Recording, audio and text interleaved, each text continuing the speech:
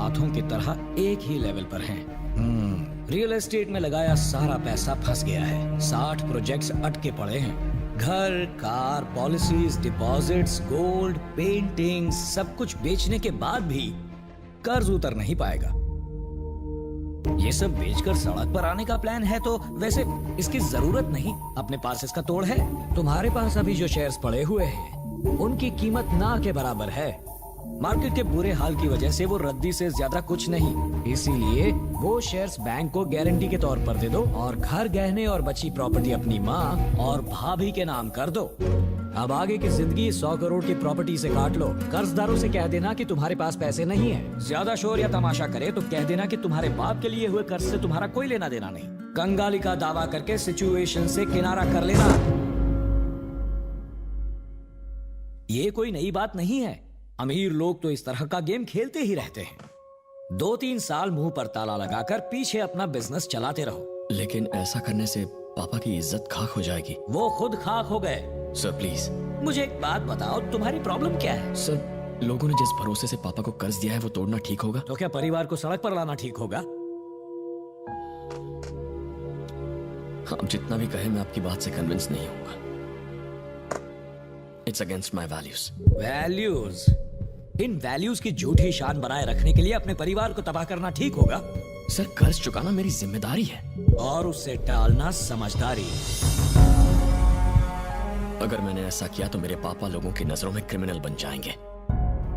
जब भी कोई मेरे पापा को याद करे तो वो उनकी अच्छाई के लिए करे, उनकी बुराई के लिए नहीं। सर, इन पेपर्स पर साइन करके तुम उस कर्ज के लिए जिम्मेदार ठहरोगे, लेकिन अगर तुमने ऐसा कुछ किया तो मेरी नजरों में तुमसे बड़ा बेवकूफ कोई नहीं होगा।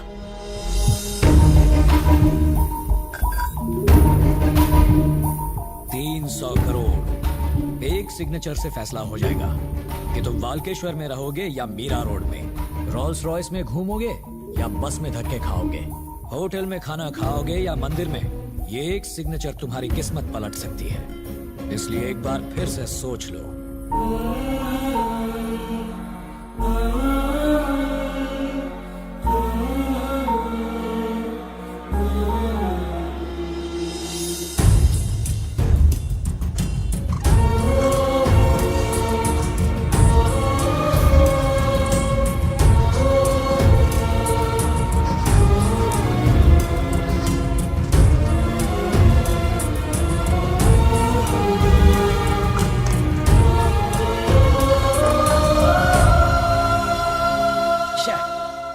जो नहीं चाहिए था वो रख लिया और जो चाहिए था वो दे दिया। जज्बात में बहकर ये तो अपने होशो हवास खो बैठा है। अब तुम अपनी बेटी की जिंदगी का फैसला सोच समझ कर करना।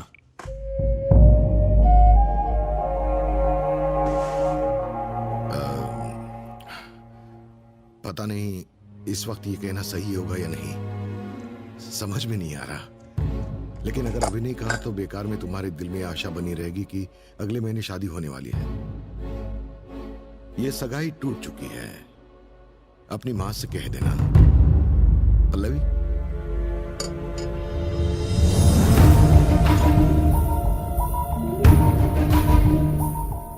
पल्लवी, सगाई के वक्त जब मैंने उसे अंगूठी पहनाई तब भी वो चुप थी। मुझे लगा वो शर्मा रही है, पर अब जब वो मुझे छोड़ के जा रही है तो भी वो चुप है। पता नहीं इसका क्या मतलब निकालूं। उसने अपनी सारी प्रॉपर्टी बैंक के नाम कर दी। रहने को ये घर तक नहीं बचा।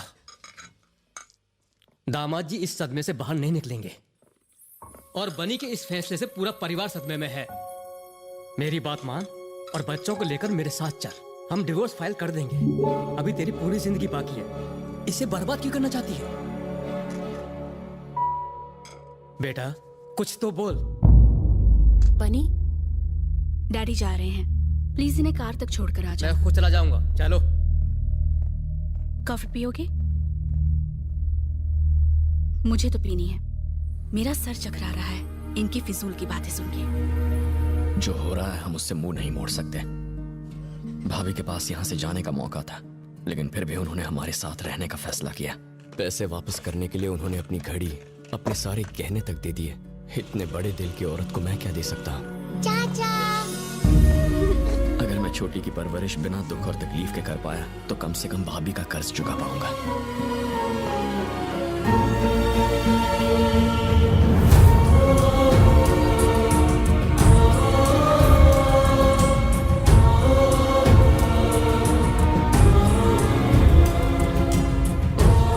इस 5 सीरीज BMW में लेग स्पेस बहुत कम है। बाबा से कह के एक 7 सीरीज BMW ले लेंगे। ठीक है भैया। 1 करोड़ की लॉटरी में भी 30 लाख टैक्स कट जाता है। इसलिए कहते हैं लक बिना डिस्काउंट के नहीं मिलता, लेकिन बैड लक बोनस के साथ मिलता है। क्यों?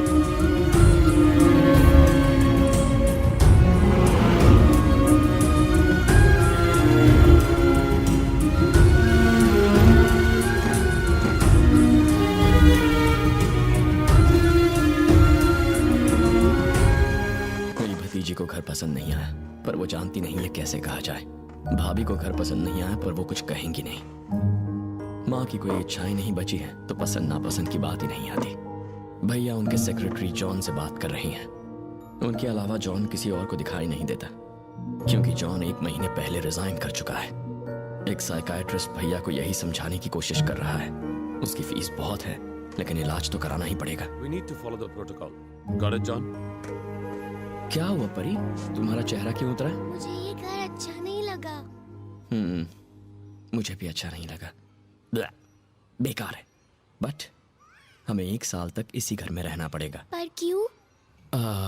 वो इसलिए क्योंकि मुंबई में 100 स्पेशल बच्चों को सिलेक्ट किया जाएगा। एक चैनल वाले उनके साथ एक रियलिटी गेम शो करना चाहते हैं। गेम?